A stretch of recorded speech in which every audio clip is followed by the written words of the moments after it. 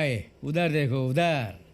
मुझे लगता है कि 20 साल एक पार्टी ने सरकार चलाई और 11 साल से केंद्र में सरकार है, और उसके बाद भी घुसपैठिया अगर मुद्दा है तो दोनों सरकारें अपने आप को बेनकाब कर रही हैं। मोदी जी की सरकार भी और नीतीश कुमार जी की भी क्या 20 साल में पूरी तरह से फेल रहे हैं।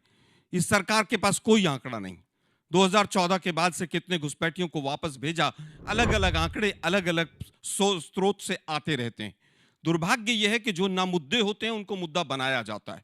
घुसपैठिया राष्ट्रीय सुरक्षा का मुद्दा हो सकता है, लोकसभा के चुनाव में एक मुद्दा हो सकता है, लेकिन अगर 11 साल 12 साल के बाद केंद्र में जो सरकार है, जो घुसपैठियों को रोकने के लिए इसकी जिम्मेदारी है, जो गृह मंत्री और जो प्रधानमंत्री जिम्मेदार हैं, अगर वही मुद्दा बनाते हैं तो इसका मतलब उनकी सरकार फेल है और वो बाकी सारे मुद्दों से ध्यान भटकाना चाहते हैं।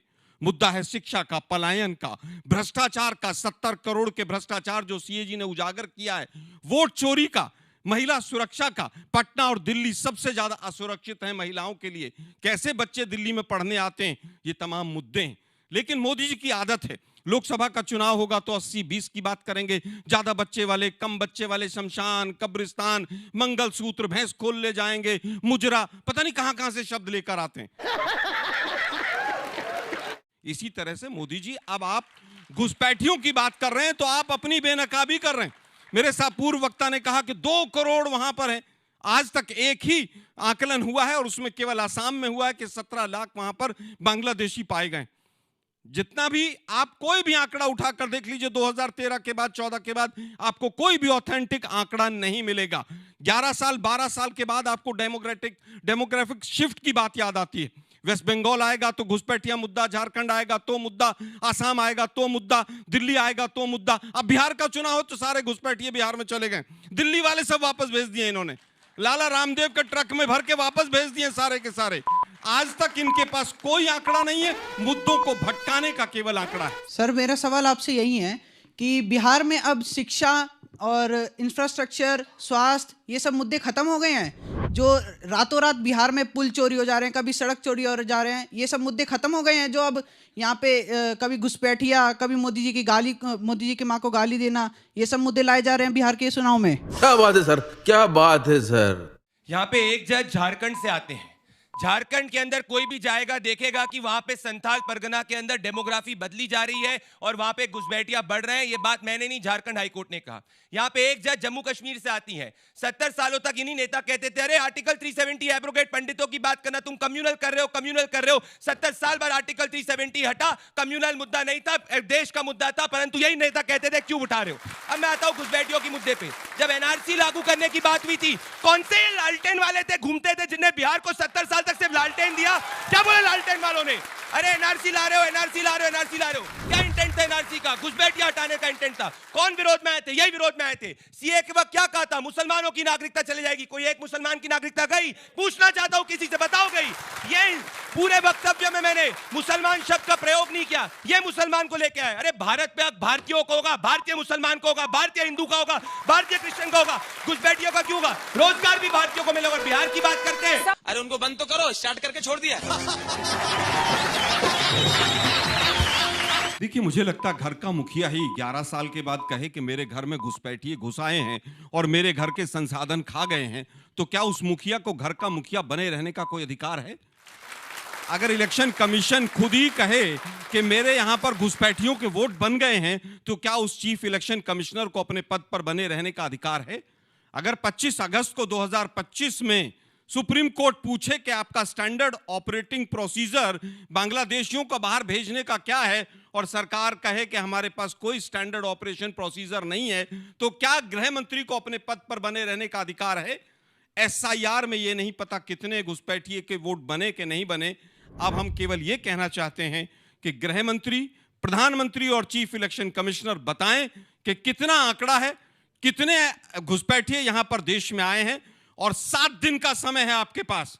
एफिडेविट के साथ बताएं, नहीं तो देश के सामने माफी मांगे और बिहार की जनता को गुमराह करना बंद करें। शर्मा जी से मैं क्वेश्चन करना चाहूँगा कि अभी तो आप 11 साल का हिसाब मांग रहे हैं, लेकिन मैं जानना चाहता हूँ आपसे कि आपकी सरकारें इतनी बार रहीं आज़ादी के बाद से आज तक, क्या आपके पास पुराने आंकड़े हैं आपने इकट्ठे करके रखे हुए थे जो सरकार को दिए हैं और सरकार ने उस पर एक्शन नहीं लिया? मैं तुम्हें अभी समझाता हूँ। देखिए, मुझे लगता है कि सारा काम विपक्ष या कांग्रेस ही करके चली जाती तो क्या ये सरकार पकौड़े तलने के लिए आई थी? ये तो आप जब आरोप लगा रहे हैं, आज जब आप आरोप लगा रहे हैं सरकार के पास, तो आपके पास पुराने आंकड़े होने चाहिए। सुन लीजिए मेरा, आप सत्ता में थे। अरे प्रभु, मेरा उत्तर तो पूरा सुनिए आप। गजब बेइज्जती है। मेरा केवल ये कहना है कि आसाम में केवल इस तरह की एक एक्सरसाइज हुई थी और वो भी कांग्रेस ने ही कराई थी और उसमें 17 लाख विदेशियों को पाया गया था। उसके बाद किसी भी राज्य में, क्योंकि एनआरसी जिसका बार बार जिक्र किया जाता है, बीजेपी के ही 2 मुख्यमंत्रियों ने मना कर दिया था कि हम एनआरसी नहीं कराएंगे, और उसमें नीतीश कुमार जी भी शामिल थे और आसाम के मुख्यमंत्री भी शामिल थे। आज सुप्रीम कोर्ट पूछ रहा है कि भाई आपका स्टैंडर्ड ऑपरेशन प्रोसीजर क्या है, ऑपरेटिव प्रोसीजर कि आप कैसे भेजते हैं?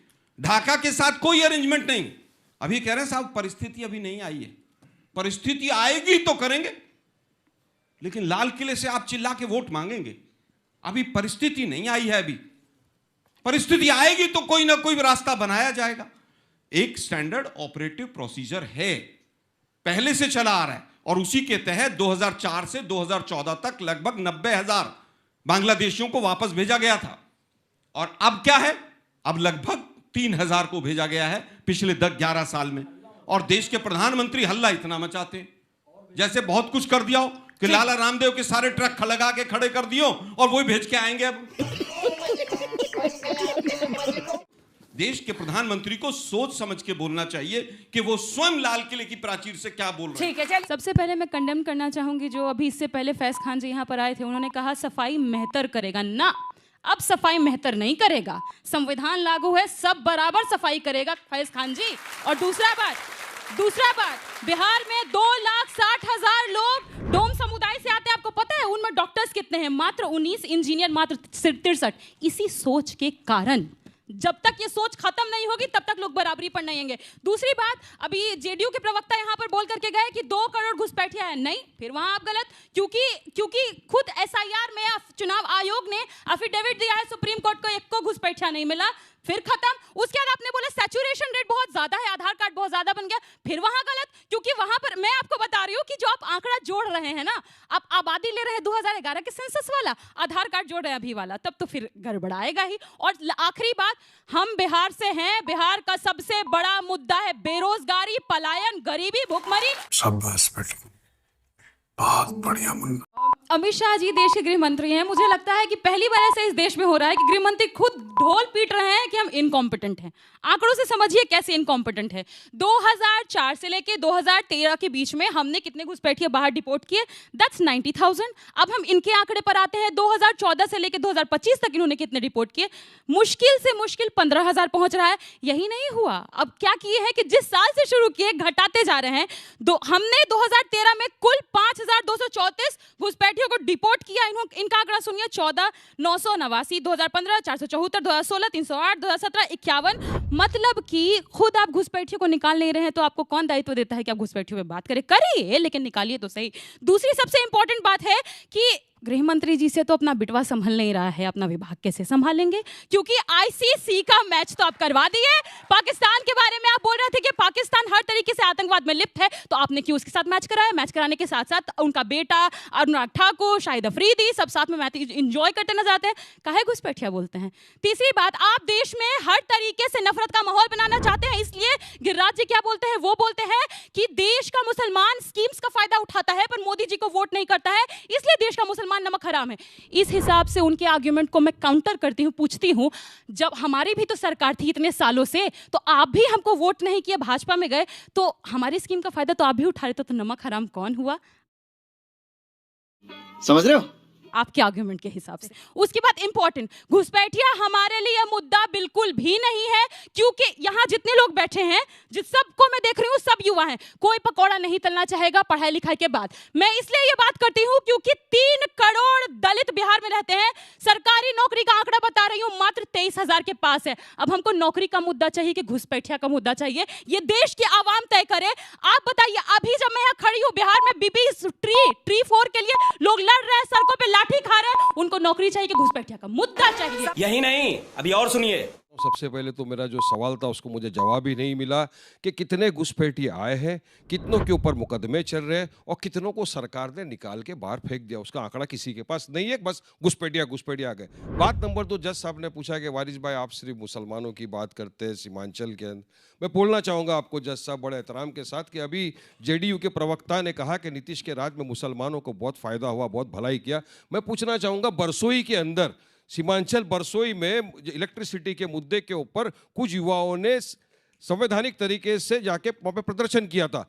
डीएम के आदेश के ऊपर गोली मार गई, 2 युवाओं की जान चले गई। मुझे बताइए क्या नीतीश उनके घर पे मिलने गए या तेजस्वी उनके घर पे मिलने गए? कोई नहीं गया मिलने के लिए, गया मजलिस इत्तेहादुल मुस्लिमीन, ना उन्होंने कॉम्पेंसेशन दिया ना कुछ दिया। तो आप बात करते हो क्यों? बिल्कुल, और आपका जो इल्जाम है रॉन्ग है कि हम खाली मुसलमानों की बात करते हैं। बिल्कुल मुसलमानों की तो बात करते ही है, साथ में हमारे दलित भाई, पिछड़ा वर्ग, सबकी बात करते हैं। और बात नंबर 3, जैसा जज साहब ने कहा कि हैदराबाद से बाहर निकलेंगे कि नहीं, तो मैं याद दिलाऊं सर, 2014 में हैदराबाद से बाहर आए, पहली मर्तबा एमएलए का इलेक्शन लड़ा, फर्स्ट एमएलए वारिस पठान जीत के गया महाराष्ट्र के।